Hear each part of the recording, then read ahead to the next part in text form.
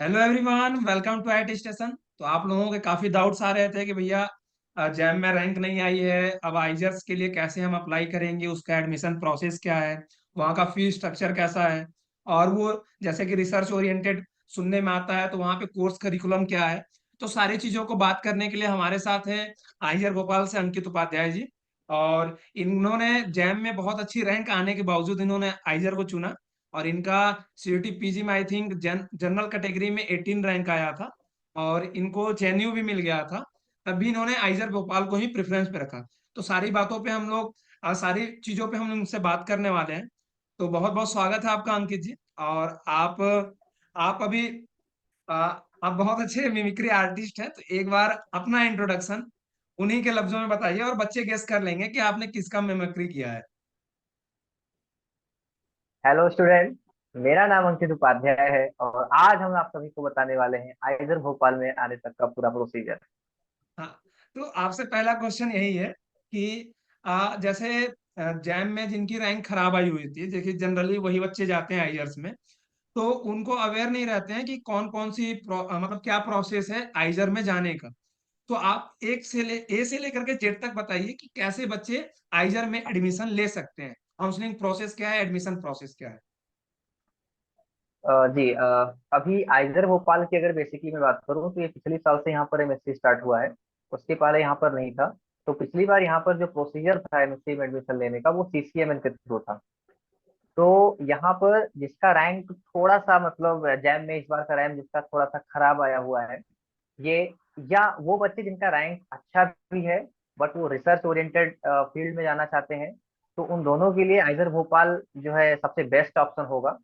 तो अभी होता क्या है कि जैम की काउंसलिंग तो पहले होती है और सीसीएम की काउंसलिंग थोड़ी सी लेट स्टार्ट वो होती है, एनआईटी तो के लिए लोगों को होती थोड़ा है, सा वेट। जो हाँ, एनआईटी के लिए सीसीएम होती है। बेसिकली ये, तो बेसिकली वो एनआईटी के लिए काउंसलिंग थी, तो उसमें वो इस पिछली बार ऐड हुआ था। जैसा कि अभी मैं यहाँ पर हूँ तो शायद यहाँ के एडमिनिस्ट्रेशन से मुझे अभी तक जो पता चल पाया है वो शायद इस बार जैम के थ्रू लेंगे, सीसीएमएन के थ्रू नहीं लेंगे। I am not confirm but शायद मे बी। तो आप लोगों को अवेयर रहना चाहिए कि वो जैम के थ्रू ले रहे हैं या सीसीएमएन के थ्रू, वॉट एवर। और ये हुई तो रैंक की बात है कि किसका रैंक है और किसका नहीं। सेकंड, यहाँ पर आने के लिए जो सबसे मोस्ट एंड नेसेसरी कंडीशन है कि अगर आप वाकई में रिसर्च फील्ड में जाना चाहते हैं, क्योंकि जैसा कि हम्म। आप इसका फुल फॉर्म भी पढ़ेंगे अगर आइजर्स का, तो इसमें भी आपको एक वर्ड रिसर्च मिलेगा। तो इसके नाम में ही रिसर्च है। तो आप हम्म। सोच सकते हैं कि इसके डीएनए में ही रिसर्च है। तो यहाँ पर प्योरली रिसर्च ओरिएंटेड पूरी पढ़ाई होती है। तो अगर आप बहुत अच्छा रिसर्च करना चाहते हैं देन आप यहाँ पर आ सकते हैं। Okay okay. जैसे बहुत सारे बच्चे होते हैं कि उनको इंटीग्रेटेड पीएचडी के बारे में जानकारी नहीं होती है, वो होता क्या है। तो आइजर्स एमएससी भी प्रोवाइड करता है, इंटीग्रेटेड आईपीएचडी भी प्रोवाइड करता है। तो बच्चे को क्या करना सही रहेगा आपके हिसाब से, जो अभी जैसे इनकी रैंक खराब हुई है, वो चाहते हैं कि अच्छे हम्म। इंस्टीट्यूट में जाना है, उन्हें रिसर्च भी नहीं करना है, उन्हें इंस्टीट्यूट में भी जाना है, नाम भी लेना है। तो क्या उनके लिए आइजर्स सही ऑप्शन है? क्या केवल एमएससी वहां से करके हम निकल सकते हैं 2 साल में?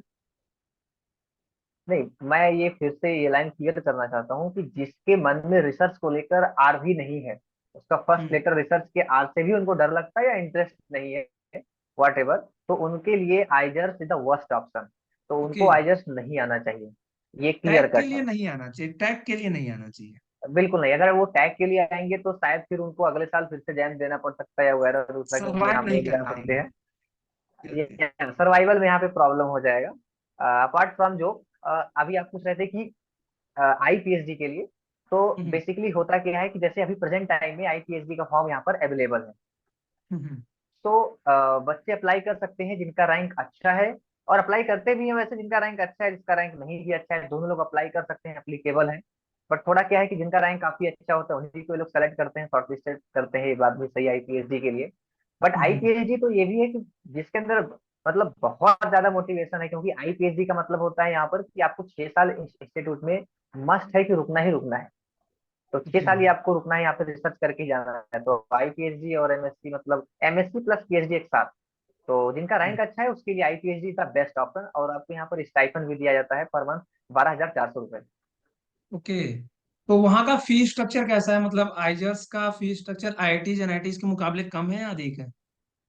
नहीं नहीं, एक्चुअली में आइजर बेसिकली अगर मैं आइजर भोपाल की बात करूँ तो ये फीस स्ट्रक्चर में थोड़ा सा टाइट है, अच्छा, क्योंकि मतलब थोड़ा यहाँ ज्यादा है। पर, हाँ थोड़ा ज्यादा, जैसे मैं अगर बताऊँ मतलब तो फर्स्ट सेमेस्टर में आईआईटी यहाँ की फीस, आईआईटी दिल्ली वाला मुकाबला है क्या? जैसे आईआईटीज में आईआईटी हाँ दिल्ली हाँ सबसे नियर, ज्यादा है। हाँ या अगर आईआईटीज में बात करेंगे तो वो दिल्ली को टक्कर दे देता है। जैसे अगर फर्स्ट सेमेस्टर में जब मैं यहाँ पे फॉर्म, जब फीस जमा कर रहा था, तो यहाँ की फीस जो है 64,000 थी ओनली। हमारा आधा जो ही है था ये फिर। ट्यूशन फीस की मैं बात कर रहा हूँ। कि यस यस। और उसके बाद आपको मेस का, फिर आपके सर्वाइवल का, तो मान के चलिए कि एक सेमेस्टर का 1 लाख आपका जाने वाला है। तो थोड़ा सा टफ एक है यहाँ पे। सेमेस्टर का 1 लाख पर सेमेस्टर, या सेकंड सेमेस्टर से कम हो जाता है? नहीं, सेकंड सेमेस्टर से आप मान लीजिए कि 80,000 लगेगा, 70,000 80,000 के करीब में आप जाएंगे। बट मतलब इससे सत्तर नीचे तो अस्सी आप के किसी भी करीब होगी। सेमेस्टर में नहीं जाने वाले। ओके। हाँ। तो अच्छा, तो मेस के बारे में जैसा आपने बताया, तो मेस ठीक ठाक रहता है? मेस तो बेसिकली, मेस का हाल तो पूरे ऑल इंडिया में एक ही तरह है।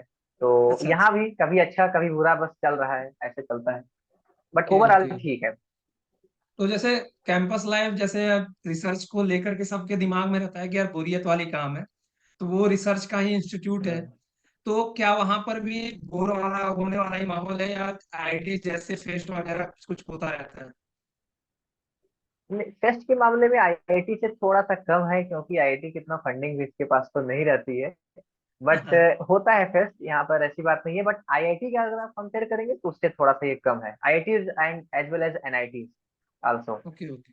बट यहाँ पर ये है होता कि है जैसे लेकिन। अभी आपने कहा कि लाइफ को लेकर कि हम्म, बोरियत लाइफ, क्योंकि रिसर्च इंस्टीट्यूट है, तो ऐसा हम्म, मेरे भी दिमाग में पहले था कि शायद ऐसा होता होगा। बट ऐसा नहीं है, क्योंकि वहां पर यहाँ पर वही बच्चे आते हैं जिनका रिसर्च में मन होता है, पूरा इंटरेस्टेड होते हैं। तो अगर वो अच्छे जगह पे आ ही गए अपने अकॉर्डिंगली, तो बोरियत का कोई सवाल नहीं उठता यहाँ पे। तो ओवरऑल ये अच्छा है। ओके। तो जैसे जैसे वो रिसर्च के लिए तो है, क्या वहां पर प्लेसमेंट का भी कोई सीन है? प्लेसमेंट वगैरह होता है? क्योंकि बहुत सारे बच्चों का डाउट आते हैं कि क्या वहां से भी प्लेसमेंट हो जाएगा? क्या आईआईटी एनआईटी नहीं मिल रहा है तो उसको रिफर करके ले लेते हैं वहां से, कहीं पे प्लेसमेंट वगैरह हो जाए, ऐसा कुछ है सीन वहां पे? एक्चुअली मैं अगर आपको बताऊं तो यहाँ पर आने से पहले मुझे भी कई सारे लोगों ने सजेशन दिया कि आईजीएस में प्लेसमेंट होता है। जब आप उस कैंपस में जाएंगे then you will have both options. आप प्लेसमेंट की तरफ भी जा सकते हैं, रिसर्च की तरफ भी जा सकते हैं। बट अभी जब हाँ। मैं अंदर हूँ, तो मैं यहाँ के अंदर की बात अगर आपको बताऊं तो प्लेसमेंट यहाँ पर -100% है। ओके, माइनस में 100%? तो यहाँ पर प्लेसमेंट, यस यस, मतलब जीरो भी बोलना थोड़ा सा वो होगा, तो -100%, इसलिए मैंने बोला। तो प्लेसमेंट का पीवी यहाँ पर नहीं है। तो यहाँ पर आपको जो है अच्छा अच्छा। रिसर्च ही मिलेगा। तो जो इस ओके। बच्चों के दिमाग में ये चल रहा है कि मुझे प्लेसमेंट वगैरह, तो उनको भी यहाँ पर नहीं आना चाहिए।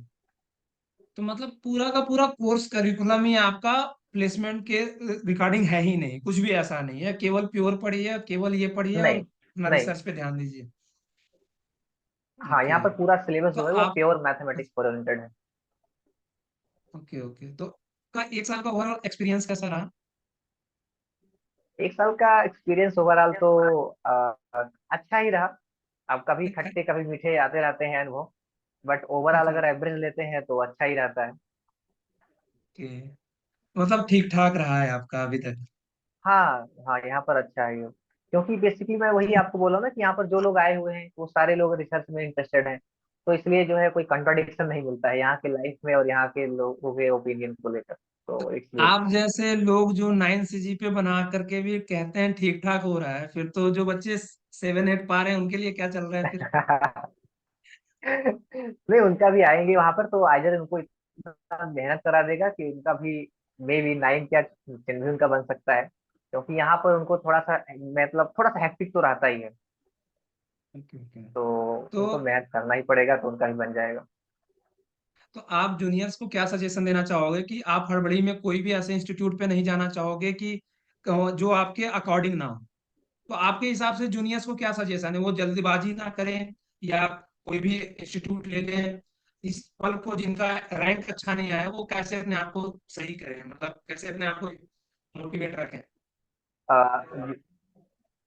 यस। तो जूनियर्स को मैं कुछ इंस्ट्रक्शंस पॉइंट में देना चाहूंगा।